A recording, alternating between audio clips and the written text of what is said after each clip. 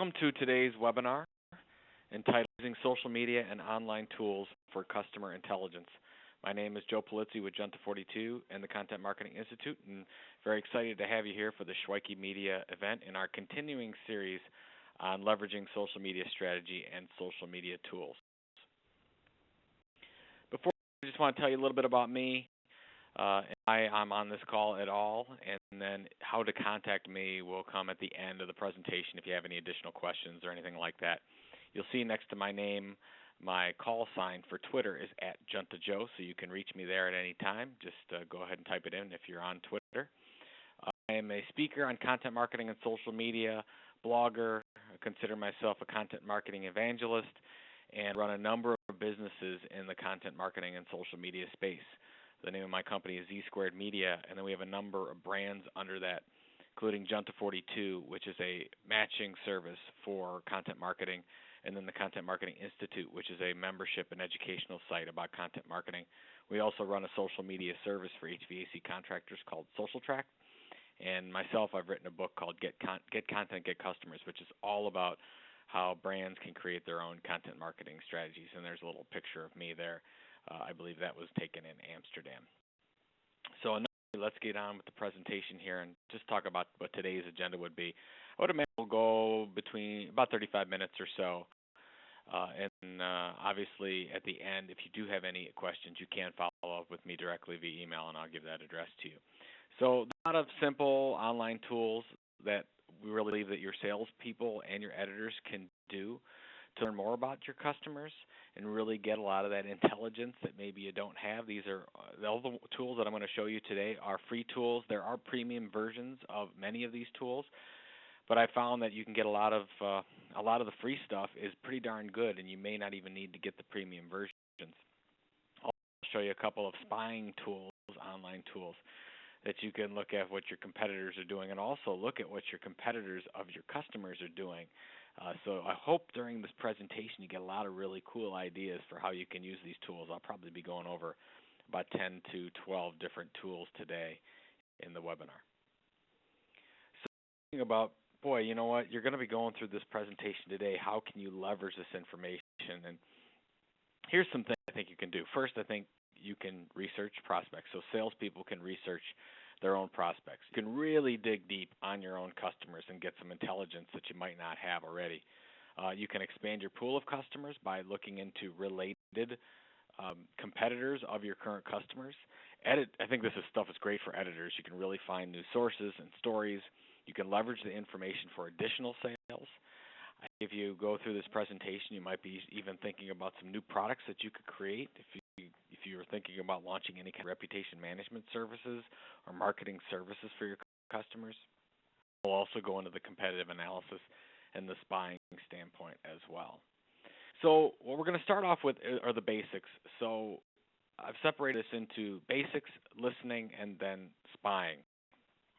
So really go through, if you just need to get basic information about the company and you want to know as much as possible, and I did not put Google on here alone. I mean, everybody knows that they can go to Google and you can find stuff and you can go to their own website, but we're really looking to get additional intelligence using other tools that you may or may not be aware of. So these are just the basic ones, and then we'll go on to some of the more advanced listening tools after we're done with the basics. So what I'd like to show is something called domain tools.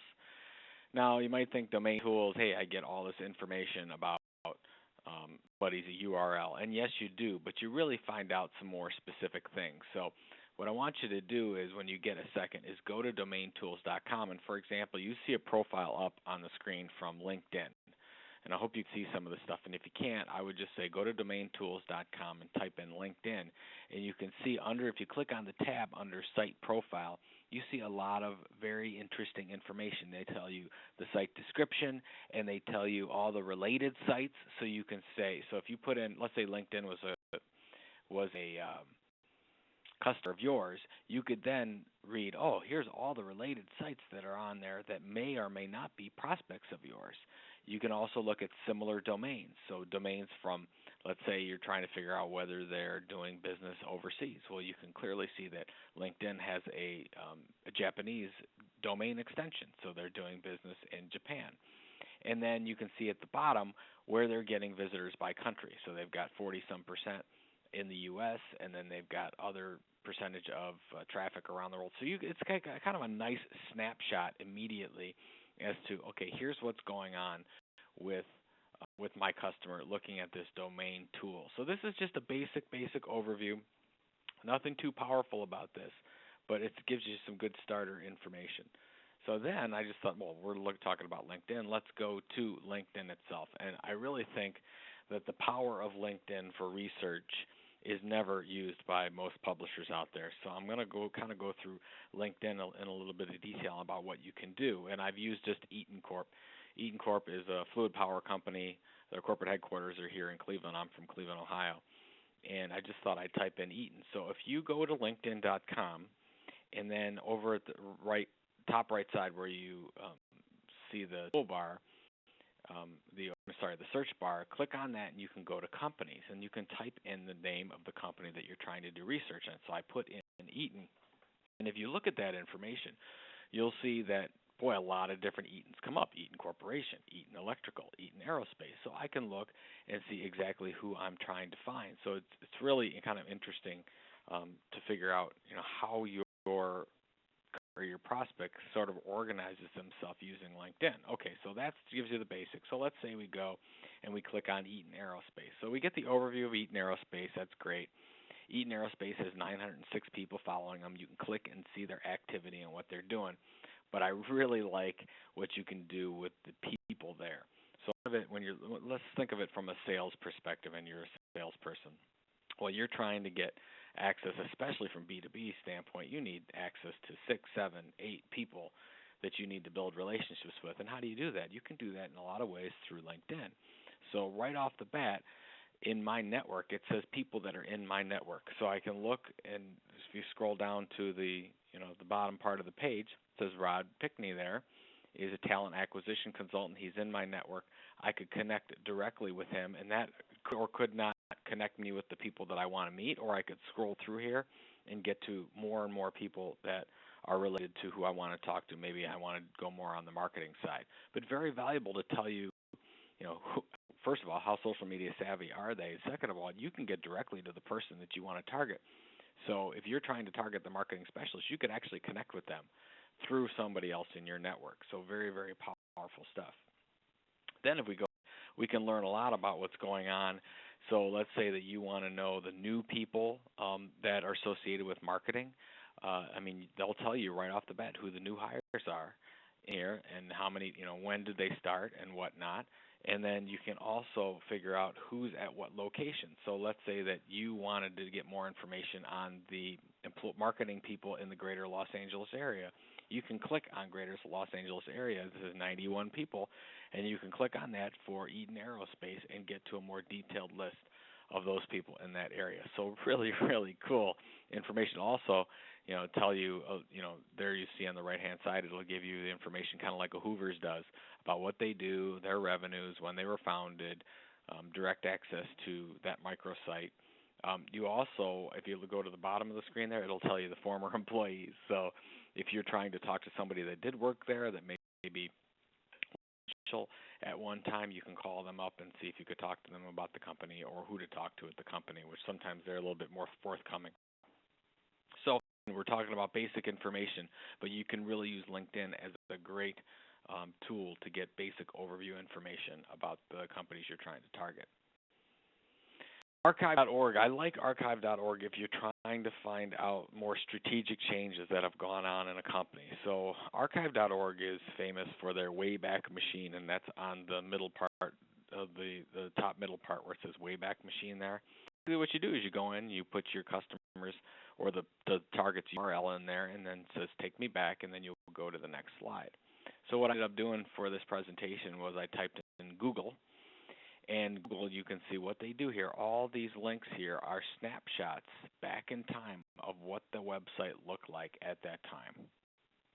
So if you wanted to go back and see how strategically the products and services have changed in a company, or say there was an acquisition and how did they change branding. Well, let's say you were looking at Adobe and you wanted to see how Adobe changed from when they they bought Omniture, and now they have this Adobe Marketing Suite, Analytics Suite, and you can kind of see the transition that has happened, because you think that once somebody makes a change to their website, it changes forever. Well, it does on their site, but you can go to the Wayback Machine here with archive.org and see what happened in the past. And just for fun, you can go to, I clicked on, I think it was January 17th, 1999, and there we go. That's what Google looked like way back in 1999, which is funny.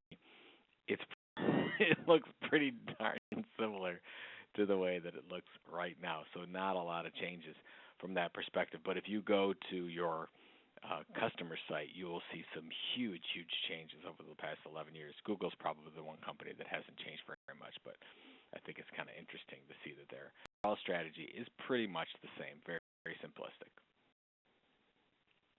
We're getting into more nitty-gritty and some fun stuff that we can start going through that tells you more about what your customers are doing. Now, Alexa is a traffic ranking site. And what Alexa will do is you put in, for example, the example we're looking at is Staples.com. So I can put in Staples, and I can see that their Alexa rank is 1,179. That means according to Alexa, they are the 1,179 most popular site on the internet. So if you type in yours, you might come up 50,000 or 200,000 or whatever, and that ranks you in traffic among every site out there that they monitor. And they will actually tell you, how you're doing in the U.S. versus Canada versus Bangladesh versus any other country. So you can see that even though they're 1,179 overall, they're 221 in the U.S. And then they also tell you they've got 3,700 plus sites linking in, and they've been online since '95. So that'll tell you the actual age of the domain Staples.com. So then you do the traffic rank, and here's their ranking overall, the trend line. It'll say it looks like their traffic has been trending up. And then over on the right, it'll tell you how, the queries that people type in to get to Staples.com. So that's just a basic overview of Alexa, but let's get into the nitty-gritty and talk about how you can really use that. So what is how people get to their site? So if we're a salesperson and we're trying to figure out how our customers track traffic and what they're talking about, we can really learn a lot here. So we know that when most people are typing, really looking for not only the supplies, but they're looking for, let's say number 7 is the store locator. They want to find where the most relevant stores are. And you can see how much of the traffic goes to it. Most people just type in Staples, which means that they're doing a really good job with their overall branding campaign, where people just know the name brand. So let's say that you are trying to sell somebody additional advertising, but not a lot of people are getting to the site by typing in the name of the company. You could go and you can show them stats like this and say, you're just not advertising enough, because only, let's say, 5% of the people actually know your brand and get to your site that way. We want to see more of those types of queries going on, and that means you need to do more advertising through us or something like that. So just some intelligence from that perspective. And then some really good site demographics here, and these are more generalized site demographics, but I found that they do a pretty good job. So we can say, the majority of the people that go to, for the age there, majority are 45 to 65 are going to Staples.com. Majority are more female than male. So you can kind of figure out some site demographics from that standpoint and find that out from Alexa as well. And then I really like this one. You can click on related sites, and what you can find from the related sites is, let's say that you typed in your customer and then you're trying to prospect out. Let's say you just got a new ad in a category. Okay, well, how do I find more people without paying for some tools to tell you? You can say, okay, well, and competitors are Office Max, Office Depot, Business Depot, Best Buy, Shop Local, Tech Bargains, Slick Deals, whatever the case is. So you quickly find out when the related links, you can find out the people that are selling the same types of products and services, and that's from what Alexa can tell you. Some really good information there to get you kicked off on the right place when you're just talking about basic information. I love Compete.com because what it does is it really gives you some competitive analysis, even looking more and more at the website and what people are doing from a web perspective. So here, you look at the trend line here for Staples.com, you can see that they had a big, at the end of the year, it looks like they had the uptrend, and guess what? That was right around the holidays, right? So then it went back down, kind of down to lower level, and then it looks like it's back on the uptrend, and it's a cyclical website. So I would imagine that it would go back up at the end of the year. So we can see that our unique visitors at about almost 7 million unique visitors per month, and total visitors. So it tells you some pretty good statistics. So if you're trying to figure out how much traffic your customer sites are getting, say that you're trying to sell them an online package, you can say, I can tell you guys are not getting a lot of traffic to your website. What do you want people to do on your website? And you can get into a conversation with them. But this can be a good conversation starter about how to get them more involved in what's happening online with their website. Let me show you some other examples from Compete. Here's a good one where you can do comparison sites. So if you're trying to go in and you're selling them against their 2 competitors or 3 competitors or whatever, you can put them all into Compete, and then you can show the difference between them. And you can say, okay, let's say that they're boats.com. You can say, well, you're doing a little bit better than boatquest.com, but yachtworld.com is kicking your butt in the form of traffic. Why is that? And get into a conversation with them, and you really come off looking like you know what you're talking about. And it's really a good conversation starter to find out, where your customer is headed. Let me go to that there. There's the slide. So there's the slide of the showing the one. So the top would be Yacht World, the middle one would be boats.com, and then you've got another one. So you go in and you can take your, competitors of the customer that you're talking to, and you can really have a really good, solid conversation with them to compare. So really the core of Compete.com is, I think, to really compare the different sites one with another. And I think you can do, if you've got the premium package, you can do a lot more than just what you're saying here now. But there is a premium package with Compete, but you can get a lot for free. So trying to see what you can leverage for free before you pay for the premium. I think the premium package starts at $199 a month. And that's another example from Compete.com where you're looking at, I want more details on just the comparison of 2 sites. So this one is, autotrader.com and cars.com. So you want to see, okay, I want to do the difference between going from AutoTrader to cars, and you can do the referring sites, and you can just do a quick snapshot. So if you need to go into a meeting and look at the difference between the 2, having this is critical because you really know what you're talking about. Because you could say, hey, what, so-and-so is getting more traffic than you over the month, over the year, or they're getting 4 million more visitors a month, and it's, how you need to advertise more in order to get more people to your website or whatever the case is. So really good site there is Compete.com. Let's go to another one. So Quantcast is another site. It competes with Compete. It's very similar to because they really talk about who's going to a website and the individual characteristics of people going to that website. Very similar to Compete, but there's some other things. I like the demographics pull out that they can give you on Quantcast. So for this one, for example, the site 57% are female. Most of them have no kids, and most of them make between $0 and $30,000 a year. And so, for example, if we want to attract premium people, we want to make sure that we get the 100+ audience.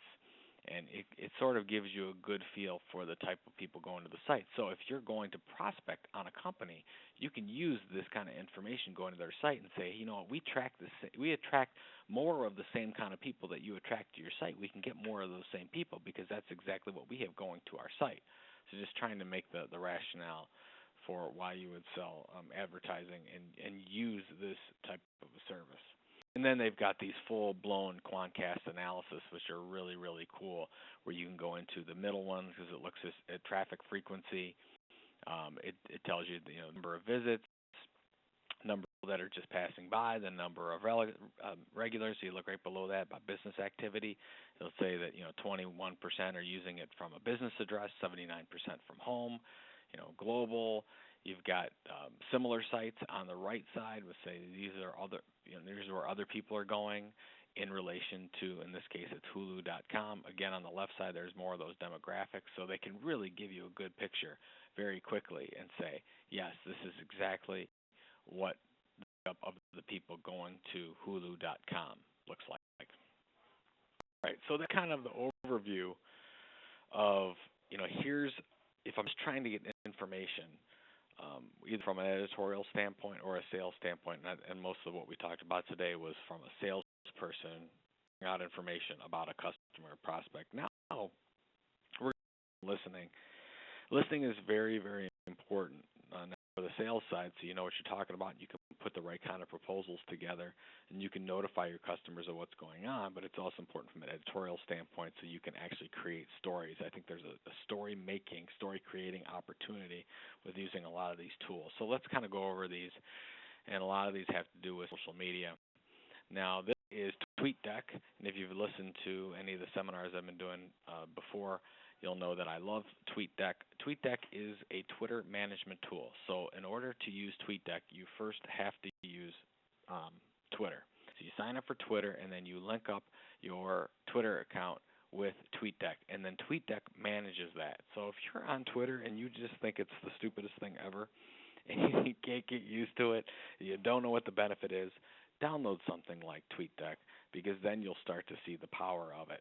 So what happens is, and just look at this dashboard and what I've got. So I've got searches going on content marketing. That's the column on the left, and then the middle one is Junta 42. So anyone mentions Junta 42 or in relation to Junta 42, it comes up, and then on the right is custom publishing. So I'm looking at one company name, my own, and then I've got some two industry terms that are up.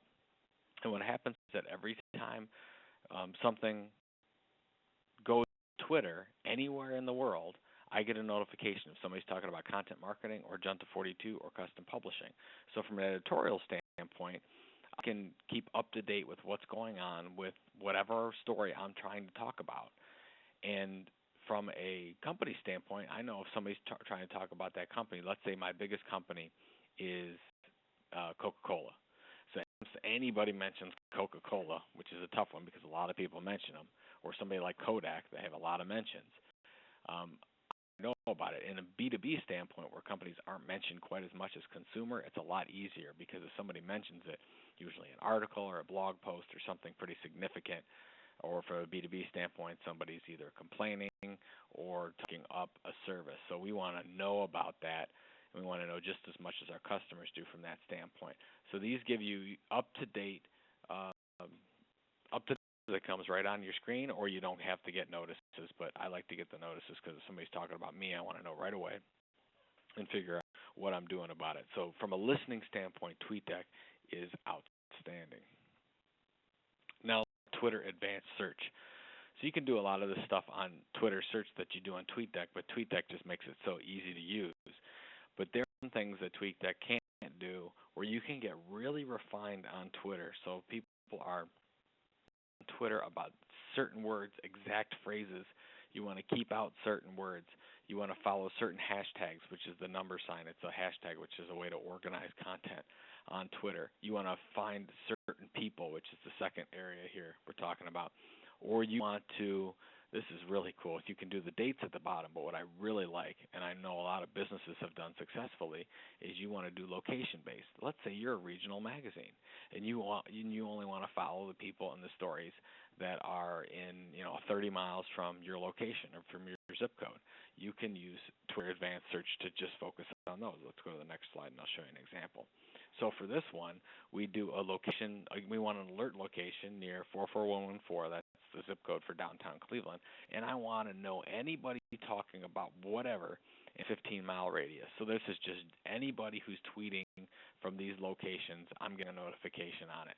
I could do it even more refined. I want to know anybody who's talking about vintage cars within a 15-mile radius. Actually, there's a story about somebody that fixes vintage cars, and he actually searches for the cars that he fixes, but within like a 6-mile radius. So whenever somebody brings up that, he gets the notification through this Twitter alert, and then he can contact them, he can follow them, he can say, hey, I work on these cars, so if you ever need help, let me know. And that's like his sole area of business making. Now, you could use this as a publisher, but you can see the power in this by getting updates from a local standpoint. And if you in the upper right-hand corner there, you'll see feed for this query. You can get a feed directly into your email or into your iGoogle account or RSS Reader account of anybody that's talking whatever in this location. So you don't have to check back on and on and on. You can get updates by location. All right, so that's that. Let's go on to the Google Alerts. I've talked about Google Alerts before, but I need to mention them again because still, if you don't have a reputation management system like a Scout Labs or a Radiant 6, you got to have something like Google Alerts. So you'll see, and this is not just for Twitter, and it's not just for blogging. It basically anybody that mentions certain search terms that you focus on, you can get an email delivered to you, when it happens. Like if you can see my search terms. So anybody that mentions, Polizzi, I want to get an email as it happens, and I want that sent to me immediately. But let's say branded content at the top, I only want that once a day. Give me a roundup once a day on branded content. And you'll see in the lower right-hand corner, there is what the emails look like. It'll tell you who's talking about what, where they're coming from, all that kind of stuff. But from a customer intelligence standpoint, let's say your top 5 customers are the ones that you care about the most. Well, you probably should have their brands tagged, and you should be following them. So when somebody's talking about them, or they're featured in an article, or there's some new development, immediately you get the update. So you don't have to get set up with everybody's press release service. You can just use Google Alerts, and it will tell you exactly what you need to know. So you have to have a Gmail account, by the way, which is Google's email account, to sign up for Google Alerts. But it's a free service as well. Everything I've talked about so far, except for the premium service on like Quantcast and Compete, they're all free services. All right, some more services to get us even more information about what's going on. IceRocket, social media news, kind of all in one source. So in this case, I put in Lego. And what comes up on IceRocket from Lego is it gives me all the Lego last 3 minutes, 10 minutes, 26 minutes about somebody talking about Legos, specifically Legos. And then I get the tweets on the bottom about somebody talking about Legos. And then if I go to the next slide, I see all the videos that people are uploading about Legos. And then I see all the traditional news outlets that have been talking about Legos. So really quickly, I can go to any one of my customers, find out what the heck is going on with my customer with all this, and you can find out from a social media standpoint on any blogs kind of what's going on and using this tool, and it's called IceRocket. So it's a very helpful tool, used it a lot, and it's a good kind of one snapshot of everything going on from a news standpoint on your company, on your customer. I love this IceRocket trend tool. If you get a chance, go check it out because it kind of tells you a lot. But this is very specific to blogs. So it'll tell you what phrase is trending versus another phrase. You could use it on brand names as well. You could use like Toyota versus Ford, or Ford Fusion versus Ford Fiesta, or something like that. So it'll tell you who's talking about what more, and so you'll see the trend lines. So what I did is content marketing versus custom publishing. So you'll see that more blogs are talking about content marketing by a 38 to 2 ratio over custom publishing. So it's much, much more popular of a term in the blogosphere. So if you're looking at, from an editorial standpoint, this can kind of tell you trends. Now, from a total site-wide trend outside of blogs, I like to use what's called Google Insights. It used to be called Google Trends. But I love this tool, and it's fantastic, and I basically did the same search. And I've used this in a lot of presentations as well to show why content marketing should be the phrase of choice versus custom publishing. And if you look at the Google Insights, the red line going down is custom publishing from 2004 to 2010, and the blue line going up is content marketing. And you'll see that content marketing didn't even exist until like late 2005, early 2006, and then all of a sudden it started to gain momentum, whereas custom publishing is going down. I mean, just think what you could use in your industry for the two different sites. You could use these in editors. You could use them with your customers by looking at different brand name choices, all that kind of stuff. And then the different letters tells you something significant that happened in those periods. So anywhere you get dips down or something on the upside, it will give you a news story that they feel is related. And then there's all kinds of other stuff about regional interest, and you're getting into different categories. But as a big picture, you can use Google Insights to show the difference between what's going on with different brands. So we've talked for a half hour on the basics and then listening, and I've got 2 more here on spying, and then we'll wrap it up and get into in the conclusion here. So SpyFu is a really impressive site here, and if you're all into pay-per-click, for those of you who don't know what pay-per-click is when you actually pay for keywords on Google Analytics, get paid traffic for people to click on your site, click on your link, and then it goes to your site, and every time they do, you get charged, let's say, $1 or something per click. But you can find out a lot about one of your customers, about not only how much they're spending on pay-per-click, but what they're spending on, what their focus is, all that kind of stuff. So I just put in Lego again. What SpyFu tells me that Lego spends anywhere from $1,000 to $9,000 per day on pay-per-click.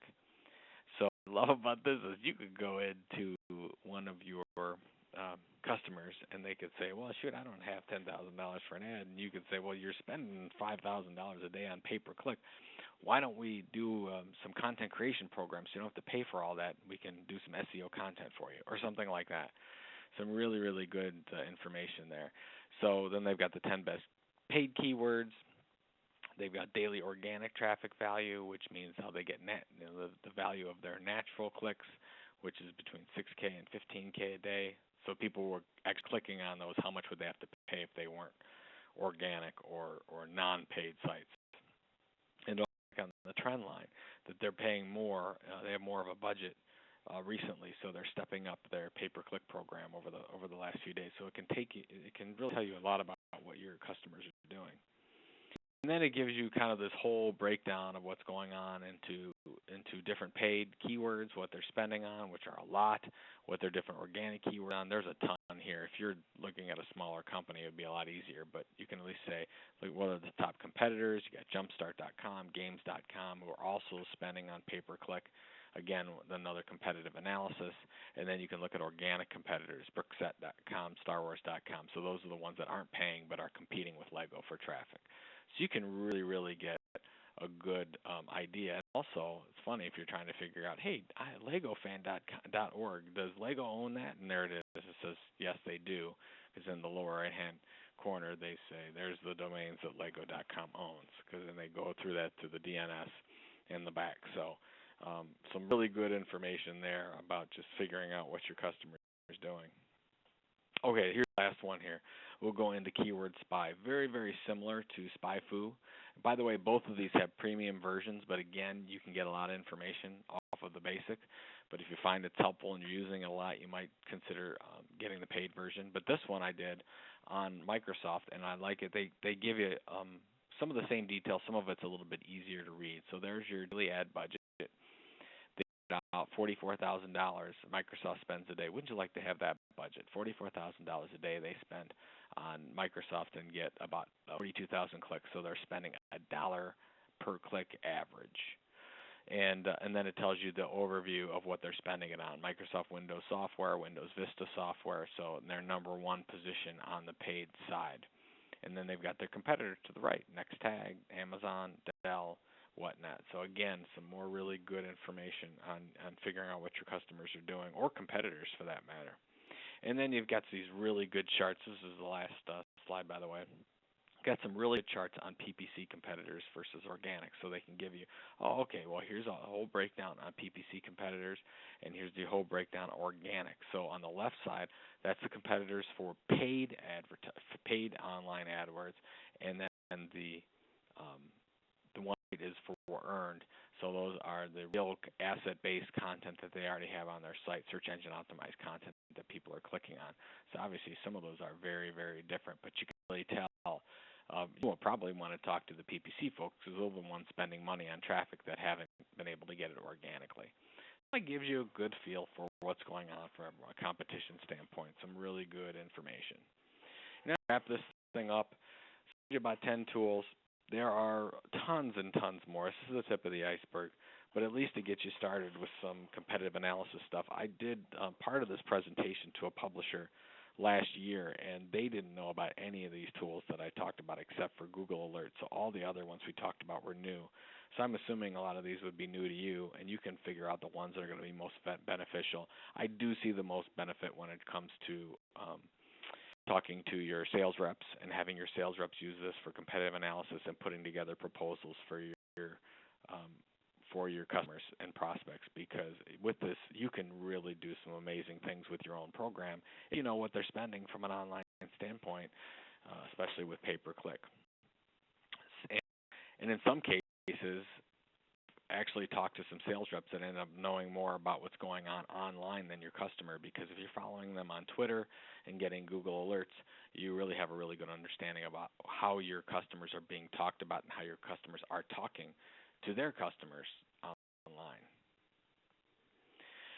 If you have any questions, again, my name is Joe Polizzi with Junt42 and the Content Marketing Institute. There's my book. If you want to really know more about the content marketing industry, go ahead and check it out at Amazon.com. It's probably the best way. If you have specific questions about any of these tools or social media in general, feel free to contact me directly at joe@junt42.com. That's joe@junt42.com. You can reach me on LinkedIn, Facebook, or at Juntajoe at Twitter. And once again, thanks again to Shweiki Media for putting this on, these valuable series of events, and hope you have a great day. Thank you.